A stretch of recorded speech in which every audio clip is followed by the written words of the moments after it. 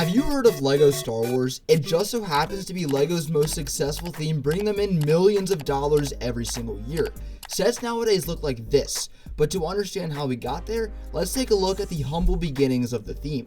This is the X-Wing Starfighter from 1999, the first LEGO Star Wars set ever released, and the first set that changed LEGO forever. This is the most recent X-Wing from the Rebuild the Galaxy show in 2024. Saying LEGO Star Wars has come a long way would be an understatement. The 1999 X-Wing isn't the only set that is terrible compared to its modern day remake. Take the Sith Infiltrator for example, or Anakin's Pod Racer, or even Luke's Landspeeder. We know that LEGO Star Wars has come a long way, but it wasn't always smooth sailings. Did you know that LEGO filed for bankruptcy in 2004? Obviously they're still here today, so what happened? The 2004 Millennium Falcon is one of the main sets that I credit to LEGO's survival. This unofficially marked the point where LEGO began to take a turn for the better when it comes to their designs. As nostalgic as the yellow skins are, they were bound to fail. If flesh skin tones didn't get introduced in 2004, LEGO most likely would have met its end. If we compare the 2004 Millennium Falcon to the first version in 2000, it's crazy how quickly LEGO has improved its building techniques. In order to fully appreciate the LEGO minifigure, we first need to understand its origin. The first minifigure was released in the 1978 Police Patrol. While this minifigure is frankly horrendous, we needed to start somewhere. Following the iconic police figure has been more than 3,600 minifigures over 200 different LEGO themes. Speaking of old LEGO themes, Castle began shortly in the year following in 1979. The first Castle theme was Classic Castle, then Knights Kingdoms 1 and 2. 2008 brought Fantasy Era, Kingdoms, 2013 Castle, then of course what we all know and love today being Modern Day Castle. The next set is a staple in LEGO history and is going to be a 2-pack, the Medieval Blacksmith and the Lion Knights Castle. After a 7-year break, LEGO released the Medieval Blacksmith in 2021. This was a beautiful set that started the era of Modern Castle. Since then, we've gotten the Lion Knights Castle, Medieval Town Square, the Mountain Fortress, which was a part of the Bricklink Designer Program, an entire series of D&D figures, then a few CMFs sprinkled throughout. The most notable being the Wolfpack Beastmaster from Series 27. For LEGO's 90th anniversary, they put up a fan vote, and of course, the Lion Knights Castle won. The designers were honestly just showing off their skills with this one. In 2007, LEGO released 2 sets that had the titles Clone Troopers Battle Pack and Droids Battle Pack. The reason these were so pivotal is because they started army building. If you've been on YouTube for more than 5 minutes, you've probably seen somebody with hundreds, if not thousands, of figures in their army. While these sets might not be the best for army building, they've inspired over 50 battle packs in the last 18 years.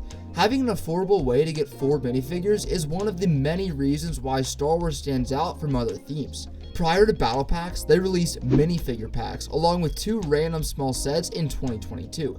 These were great but could never live up to the battle pack hype. I just said that Star Wars is the best LEGO theme, and it definitely feels that other licensed themes such as Marvel or Harry Potter get all the attention, but what about LEGO's original themes? Sure, there have been some duds like Dreams or Video, but for the most part, they're excellent. We all love themes like Bionicle, Power Miners, Castle, Pirates, and Atlantis, but one of them has stood the test of time. Instead of just one set, in the 6th spot is the entire 2011 Ninjago wave. Up until this point, every LEGO original theme would have a lifespan of 2 to 3 years and then die off. Ninjago broke the barrier and finally gave unlicensed themes the praise they deserve. The first wave in 2011 began the 14 years and still going live Ninjago with 20 seasons of the show to go along with it. LEGO tried to recreate this magic with Chima and Nexo Knights in the following years, but their failure proves how special Ninjago is. Unlike most other themes, the first Ninjago wave is up there in the top 3 waves in my opinion. LEGO is a kid's toy. You ever hear that before? Well, that's objectively not true because in 2020, LEGO introduced the 18+ line with the UCS A-Wing. Many themes have adopted these types of sets, but it's most notable in Star Wars. The dioramas, helmet series, and UCS sets all fit under the 18+ sub-theme. COVID brought in a ton of new fans in 2020, which was perfect timing for the adults welcome marketing strategy. They also brought in the term AFOL, which dominated YouTube and other social media platforms. While many of the 18 plus sets are controversial for their terrible prices and the black box art, LEGO has used this label to their absolute advantage. We've received 2 versions of the UCS Millennium Falcon. The one I'm sure you're more familiar with is the one from 2017, which is still on store shelves and just got pushed back another year. The UCS Falcon from 2007 was revolutionary because it was the biggest LEGO set for a long time. This set is only the 19th biggest LEGO set ever, which shows how much the adult market has been pushed. I'm sure that nobody at the time expected this set to ever get beat. Is Pirates the most underrated LEGO theme of all time? Just like Castle, Pirates has some very ugly sets released back in the 1900s. Also like Castle, Pirates saw a reboot in the early 2010s which brought some very fun and unique sets. After years and years of no sets, people got worried that the theme would be retired forever.